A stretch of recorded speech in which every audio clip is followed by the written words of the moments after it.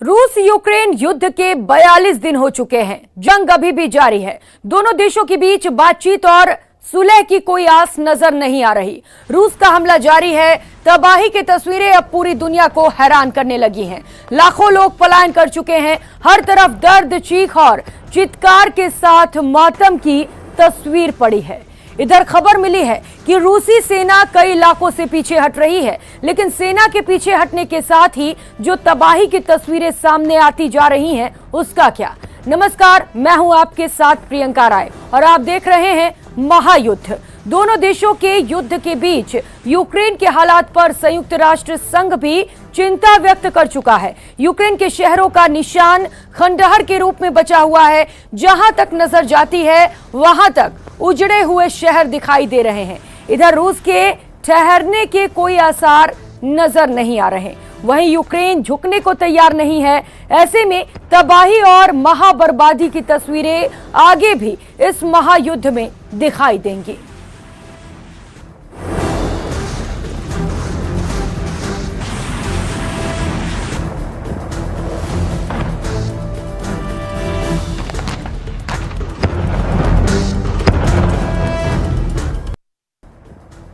और रुक कर लेते हैं बड़ी खबर का। रूस यूक्रेन के बीच बड़ी खबर सामने आ रही है।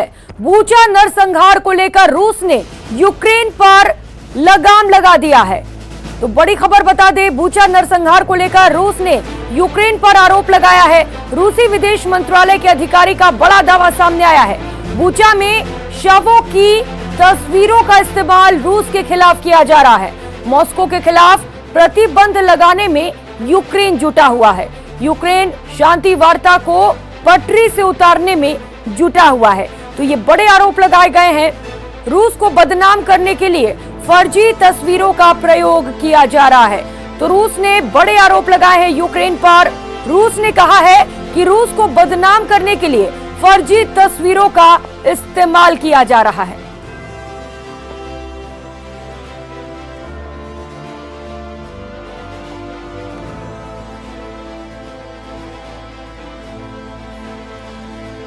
तो रूस और यूक्रेन के बीच लगातार युद्ध जारी है। 42 दिन का वक्त बीत चुका है।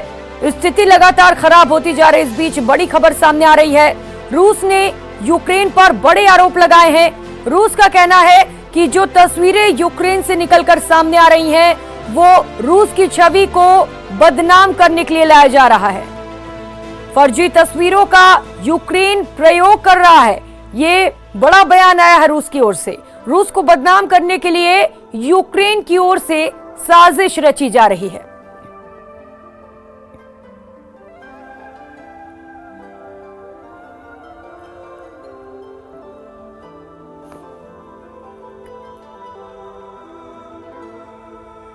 और अब बात लोकसभा अध्यक्ष के केंद्र और राज्य सरकारों की भारतीय विद्यार्थियों को यूक्रेन से वापस लाने में किए गए प्रयासों की।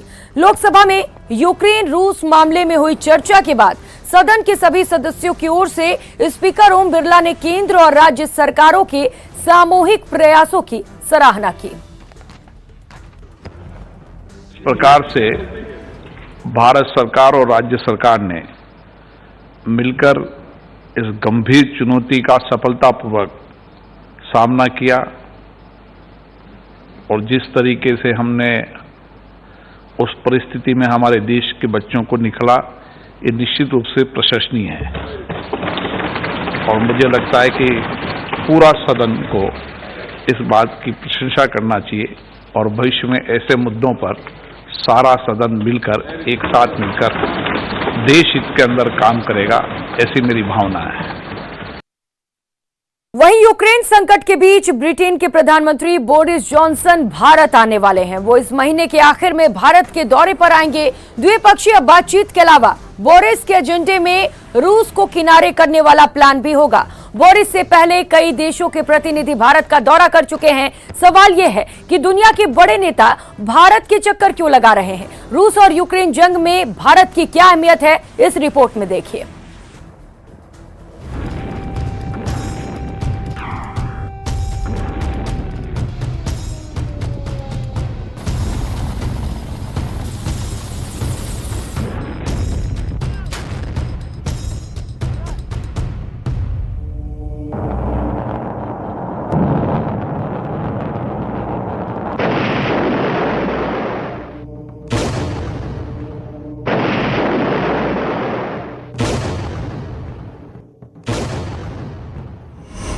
यूक्रेन पर रूस के हमले और तेज हो गए हैं।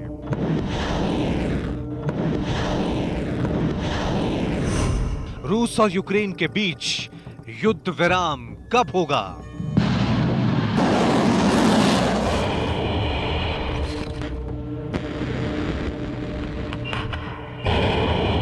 रूस और यूक्रेन के बीच जंग में अब दुनिया की नजरें भारत पर आकर टिक गई हैं। क्या भारत की पहल से रूस बातचीत के लिए तैयार होगा?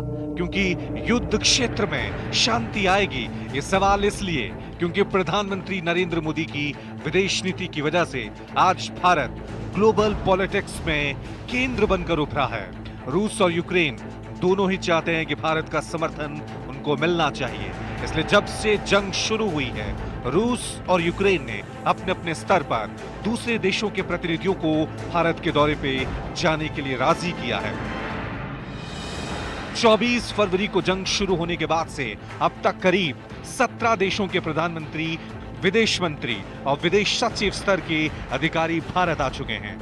इससे पहले रूस के राष्ट्रपति पुतिन ने पीएम मोदी से फोन पर बात की थी, तो वहीं यूक्रेन के राष्ट्रपति जेलेंस्की ने भी पीएम मोदी से बातचीत के दौरान रूस की मनमानियों का जिक्र किया था। अब ब्रिटेन के पीएम बोरिस जॉनसन भी भारत दौरे पर आ रहे हैं और अगर रूस और यूक्रेन के बीच जंग नहीं थमी तो बोरिस जॉनसन के एजेंडे में सबसे बड़ा मुद्दा यही होने वाला है। हालांकि बोरिस जॉनसन का दौरा पहले से प्रस्तावित था, जो कोरोना के चलते रद्द हो गया था।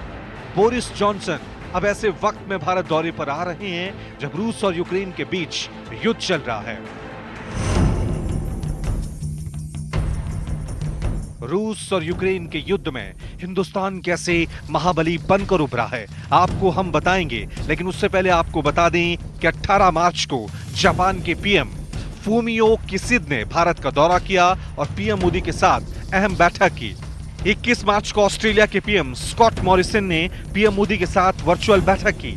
25 मार्च को चीन के विदेश मंत्री वांग यी ने भारत का दौरा किया। उन्होंने विदेश मंत्री एस जयशंकर से द्विपक्षीय वार्ता भी की थी। 30 मार्च को अमेरिका के डिप्टी एनएसए भारत आए थे और रूस से किनारा करने की सलाह दी थी। 31 मार्च को ब्रिटेन के विदेश मंत्री लिज ट्रस भी भारत के दौरे पर आई थी। इसके बाद 1 अप्रैल को रूस के विदेश मंत्री लावरोव भी भारत दौरे पर आए थे। वहीं 2 अप्रैल को इजराइल के पीएम नफ्ताली बेनेट ने भारत का दौरा किया था। बोरिस जॉनसन पीएम मोदी से बातचीत में यूक्रेन के समर्थन की अपील कर सकते हैं। हालांकि भारत का रुख इस जंग को लेकर तटस्थ है। भारत न रूस का समर्थन कर रहा है और न उसका विरोध, लेकिन अमेरिका भारत पर रूस से किनारा करने का दबाव बना रहा है। ब्रिटेन चाहता है रूस पर आर्थिक दबाव में भारत उनका साथ दे। ऑस्ट्रेलिया भी भारत से यूक्रेन का साथ देने की अपील कर चुका है। जापान भी चाहता है कि संकट के इस वक्त में भारत भी यूक्रेन का साथ दे। यूक्रेन के राष्ट्रपति जेलेंस्की भी भारत के दबदबे को अच्छी तरह जानते हैं, इसलिए उन्होंने भी भारत से शांति वार्ता में शामिल होने की अपील की है और रूस पर जंग रोकने के लिए दबाव बनाने को कहा। रूस और यूक्रेन के बीच जारी घमासान में भारत की अहमियत की 2 बड़ी वजह हैं। पहली वजह यह कि भारत संयुक्त राष्ट्र संघ का अस्थायी सदस्य है, इसलिए सभी देश चाहते हैं कि भारत खुलकर यूक्रेन का समर्थन ना करे तो कम से कम रूस की एक्शन की निंदा करे। दूसरी वजह यह है कि दक्षिणी एशिया में इस वक्त सबसे ताकतवर और बड़ा बाजार होने की वजह से भारत हर देश के लिए जरूरी पक्ष हो गया है। हालांकि यूक्रेन के मामले में भारत की फिक्र अपने राष्ट्रीय हितों से भी जुड़ी है। रूस के साथ उसके पुराने और व्यापक रिश्ते हैं। साथ ही सैटेलाइट से लेकर परमाणु रिएक्टर की साझेदारी और हथियार खरीद सौदों जैसी अनेक अहम परियोजनाएं चल रही हैं। ऐसे में भारत इस मुद्दे पर खुलकर न रूस के साथ है और न अमेरिका के दबाव में यूक्रेन का साथ दे सकता है।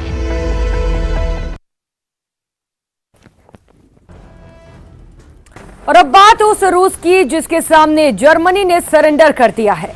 अमेरिका रूस को कंगाल करने में जुटा हुआ है, लेकिन अब अमेरिका दोस्त ही एक के बाद एक बाइडेन का साथ छोड़ रहे हैं।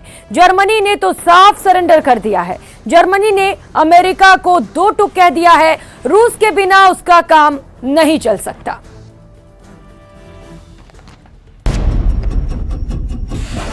रूस के धमाके यूक्रेन में हो रहे हैं। महाजंग की तबाही यूक्रेन के शहरों में हो रही है। मातम की चीख ऊंचा और कीव में सुनाई दे रही है। लेकिन इस जंग का इफेक्ट अब पूरे यूरोप पर दिखाई दे रहा है।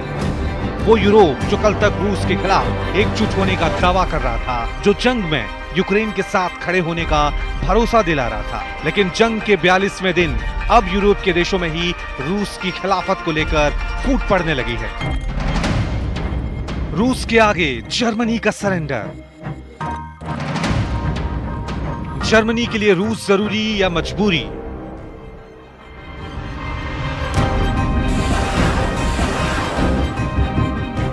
रूस ने यूक्रेन के खिलाफ जंग की शुरुआत की तो जर्मनी भी उन यूरोपीय मुल्कों में शामिल था जिसने रूस पे लगाए गए अमेरिकी प्रतिबंधों का समर्थन किया।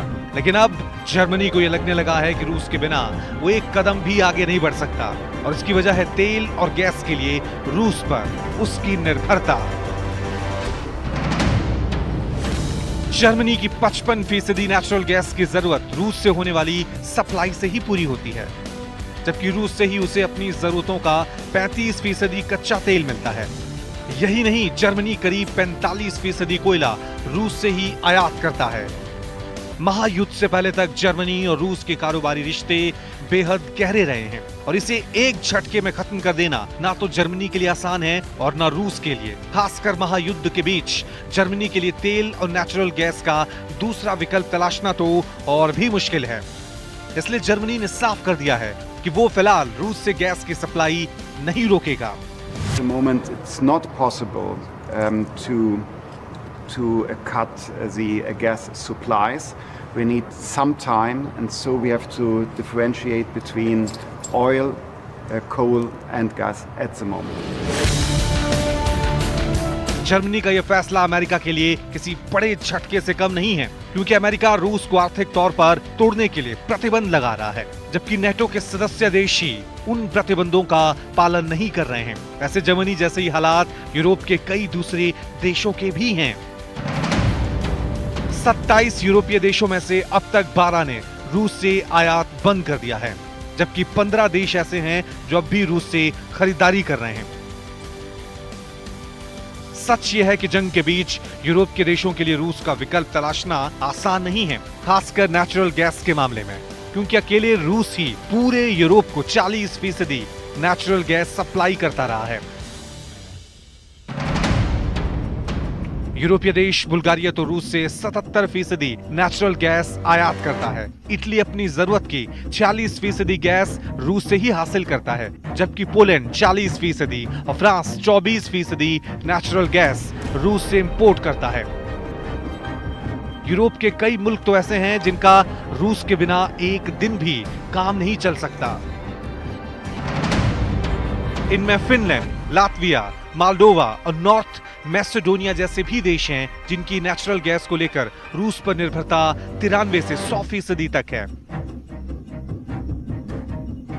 जाहिर है, यूक्रेन के नाम पर भले ही यूरोप के बड़े देश खुद को अमेरिका के साथ खड़े होने का दावा कर रहे हैं, लेकिन सच ये है कि रूस कल भी इनके लिए जरूरी था और आज के बदले हालात में भी इन देशों की मजबूरी बन चुका है।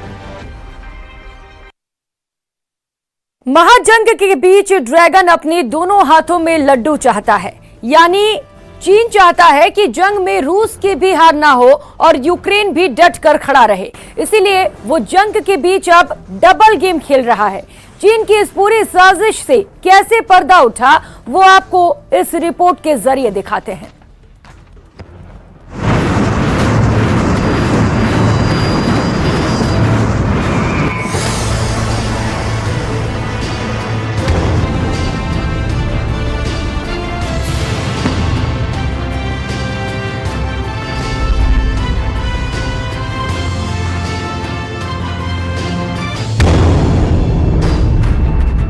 यूक्रेन के खिलाफ जंग में ना तो रूस को अब तक कामयाबी मिली है और ना ही जंग की मार झेल रहे यूक्रेन झुकने को तैयार दिख रहा है।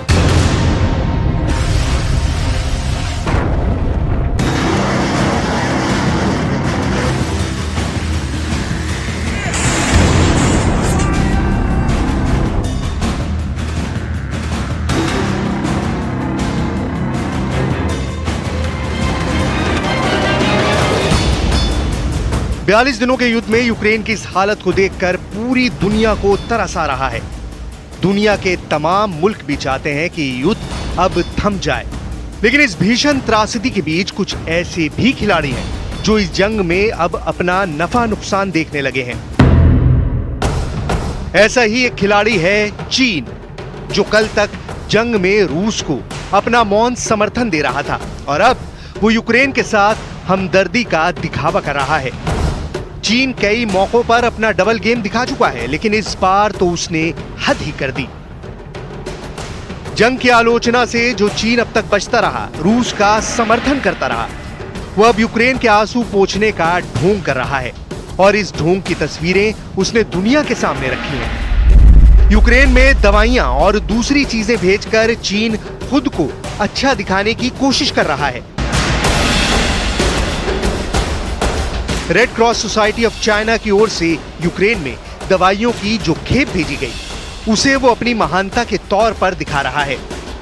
यही नहीं, खबर तो ये भी है कि 2 दिन पहले चीन के विदेश मंत्री वांग यी की रूस के विदेश मंत्री से फोन पर बात हुई थी, जिसमें चीन ने रूस और यूक्रेन के बीच शांति वार्ता की वकालत की। डबल गेम खेलने के चक्कर में वांग यी ने यह भी कह दिया कि चीन यूक्रेन में केवल और केवल शांति चाहता है। बातचीत के दौरान चीन ने रूस को पंचशील सिद्धांतों पर भी लंबा चौड़ा भाषण दिया। मतलब ये कि इस जंग के बीच भी जिनपिंग चाहते हैं कि उनके दोनों हाथों में लड्डू रहे, पुतिन से उनकी दोस्ती भी बनी रहे और ज़ेलेंस्की भी उन्हें अपना दुश्मन न समझे। और इसके लिए जिनपिंग बाइडेन को सबसे बड़ा विलन बताने में लगा है। कुछ दिन पहले ही चीन की ओर से बयान जारी किया गया था कि अमेरिका रूस और यूक्रेन के बीच युद्ध विराम होता नहीं देखना चाहता। युद्ध के कुछ दिनों बाद से ही जिनपिंग का ये प्लान दुनिया को पता चलने लगा था। तब ये बात और भी पुख्ता हो गई जब चीन ने फ्रांस और जर्मनी के सामने शांति दूत बनने की कोशिश की। ब्रेक के बाद आप सभी का स्वागत है। यूक्रेन के शहर बर्बाद हो चुके हैं। हर तरफ तबाही का मंजर नजर आ रहा है। बूचा शहर में वार पलटवार के बीच यूक्रेन इंटेलिजेंस ने एक बड़ा धमाका किया है। इंटेलिजेंस ने कहा है कि बूचा शहर में बर्बादी की पटकथा लिखने वाला रूस का खूनी दास्ता यूक्रेन में दाखिल हो गया है। ऐसे में यह कयास लगाया जा रहा है कि क्या एक बार फिर नरसंहार की साजिश रची जा रही है।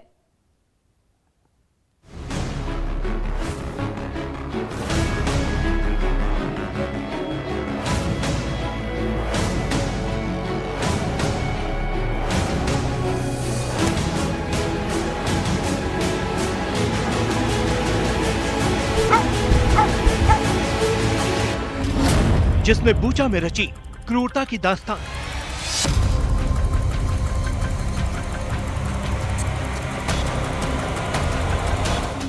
जिस रूसी दस्ते पर लगे सनसनीखेज आरोप।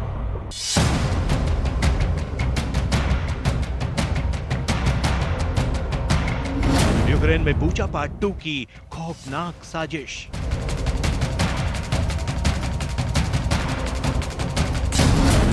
नरसंहार की आशंका से फिर सहमा यूक्रेन।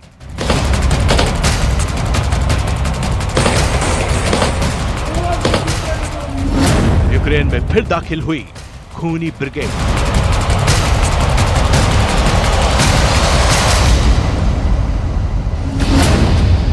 पुतिन दोहराएंगे बूचा पार्ट 2।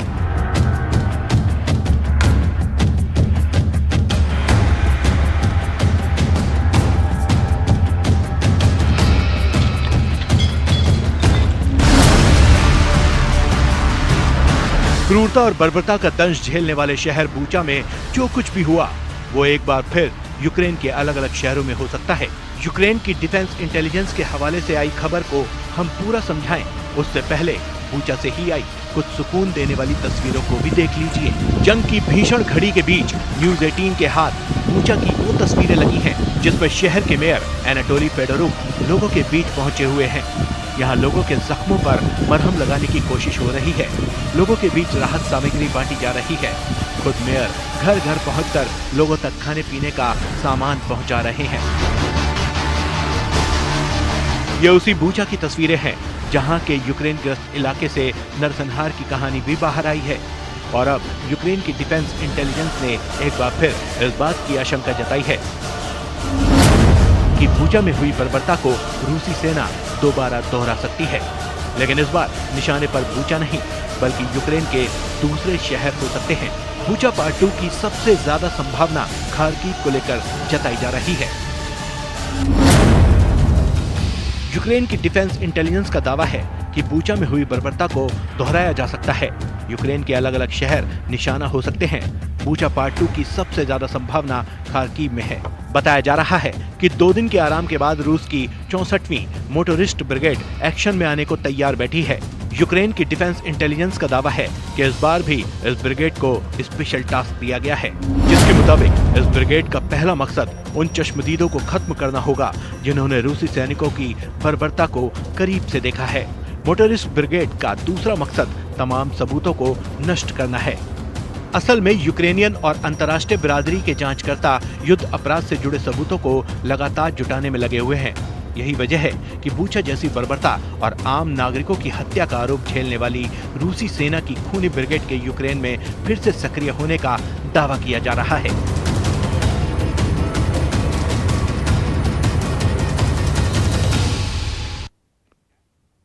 इस खास पेशकश में फिलहाल इतना ही। मुझे दीजिए इजाजत। नमस्कार।